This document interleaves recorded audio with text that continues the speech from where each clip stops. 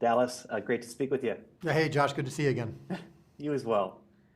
What about this story makes it ideal for the big screen? Well, when I read the book 20 years ago, a book that has been read in public schools for over 50 years, I thought, how is it possible that this book that is just so clearly about the Jesus story and the birth of Christ and has such a strong, explicitly Christian message, how has this been accepted in public schools and in play, performed as a play all over the world? And it's because it's just so good. The story is so good, the writing is so good, the message comes through clearly, but in a organic way, in a high quality way. It doesn't feel like a sermon or a preachy church service or homework. And I just thought that's what's going to make this so great for the big screen, is that on the surface, this feels like and looks like and acts like a classic Christmas movie. And so that's why it belongs on the big screen. It's why it belongs in theaters all over the country.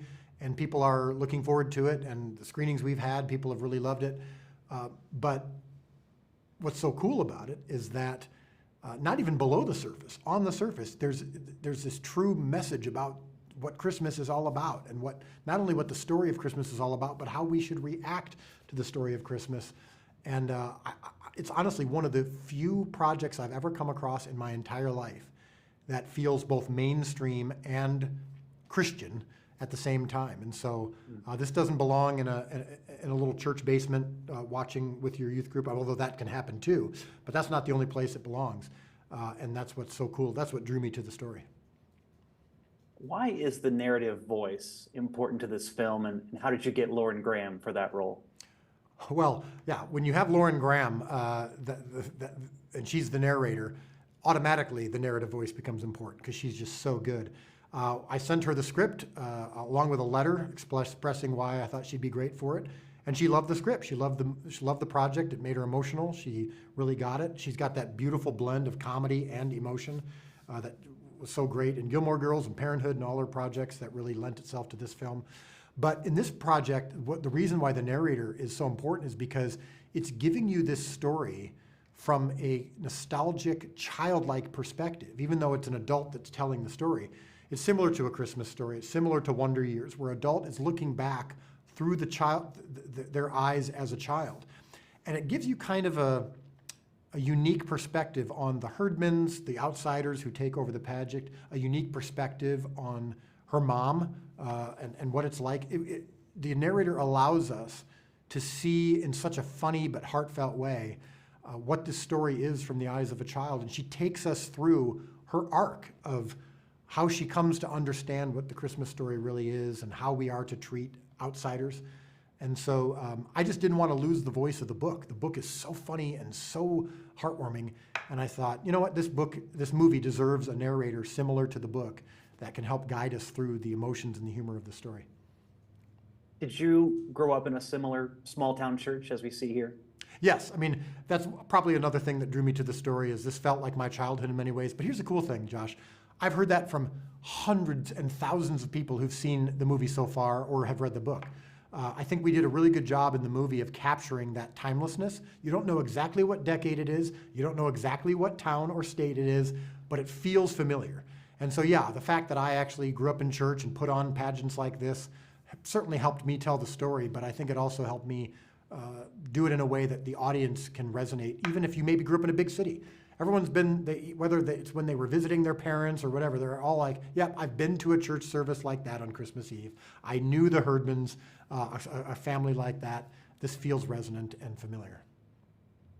Residents of this small town, they know the Herdmans are bullies, but don't know they're disadvantaged. What's the film's message regarding compassion and poverty? Yeah, two things actually I think really come through in the film that I really wanted to communicate, that start with the book, of course, is that, number one, the phrase ignorance is bliss can be true in some areas, but not when it comes to humanity, not when it comes to knowing our fellow humans, especially those in need. And I think this movie really helps you see others, right? And sometimes we maintain a distance from the other, and some of the characters in this movie are trying to keep that distance. They don't want to get to know the Herdmans. The surface is enough. We don't want to be around them. And I think there's a very strong message in this movie and from the book of, all right, let's look past that. Let's try to see why they are the way they are, and maybe understanding can help connect with them better. But number two is that when you are in poverty, especially as a child, you might actually be closer to the truth of the Christmas story than others are, because Jesus was born into poverty as a humble servant. His parents were not wealthy. They were confused at times. They were refugees. They were outsiders. And I think that that's an important message for those of us who maybe have taken the Christmas story for granted, that it's through the eyes of people like the Herdmans that we might actually be able to learn more about the truth of this story.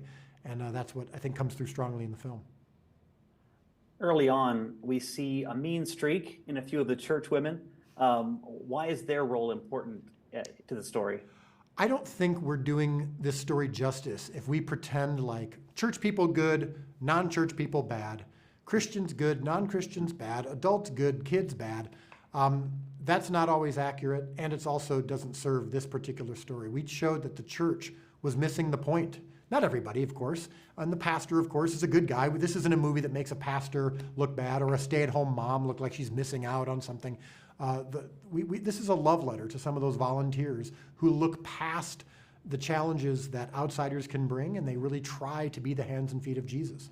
And so there is a strong message here for the church, too, that sometimes we take things for granted. Sometimes we look too negatively towards outsiders, and we need to realize that there is room at the inn, right? This is a story for everyone, and we can't control how people are going to react to the story, but the very least we can do is gather them in together and make sure that they're exposed to the authentic story of the birth of Christ. This could have been more maybe madcap, outrageous as a comedy than it is. Why did you not go that direction necessarily? I mean, there's certainly some chaos. There's certainly some humor. When you're watching the first 5 minutes of the movie, it's a bit of a fire hose of narration and images of showing what the Herdmans are like. So we included some of that, but I'm just not interested in telling a slapsticky movie, right? I mean, other people can do that. To me, I didn't want to tell a silly Christmas comedy. I love certain Christmas comedies. National Lampoon's Christmas Vacation and Christmas Story. Some of those movies are great. But I really wanted to ground you in some reality. If I went too far with the slapstick, it starts to become so unreal that when we get to the point of the story where I'm trying to actually tell you something that's authentic and human, you don't believe it because this world is so outrageous, nothing about it feels true. So I wanted just enough reality that when we get to the point of the story where we're giving you the heart of it, it doesn't feel unrealistic. It actually feels more true and more human than almost any story you've heard. The script, it just strikes me as kind of intentionally sparse. Like you could have had a scene on Christmas Day with the reverends putting pressure on Grace. You didn't. Why did you keep it simple? Well, simple wins sometimes. This is a family-friendly movie for all ages. Kids are going to appreciate it. Adults have appreciated it. And if I'm trying to get too heavy-handed, or I'm trying to get too nuanced with the story, I think it can sometimes get lost. And so I really wanted to make a classic Christmas movie that delivers on all the beats, the humor, the heart, the nostalgia, but that also when we give you the message, I think the message is simple. I think the message of the gospel is summed up in 6 words, which are the last 6 words of the book, the last 6 words of the movie. Unto you a child is born. Why do I want to mess with that? Why do I want to try to put on some of my own religiosity on top of that? One of the greatest messages ever delivered in the history of humankind. Unto you a child is born, a suffering servant, not a conquering king. What are you going to do with that? And I want to keep that message simple so that when we walk away from this movie, we're wrestling with the truth of it, but not trying to understand it. We can understand it. This movie gives it to you in a clean, simple package that I think reflects the heart of the gospel. So good. Thank you, Dallas. Looking forward to spreading the word about this film. Thank you, Josh. Appreciate you as always. Thanks.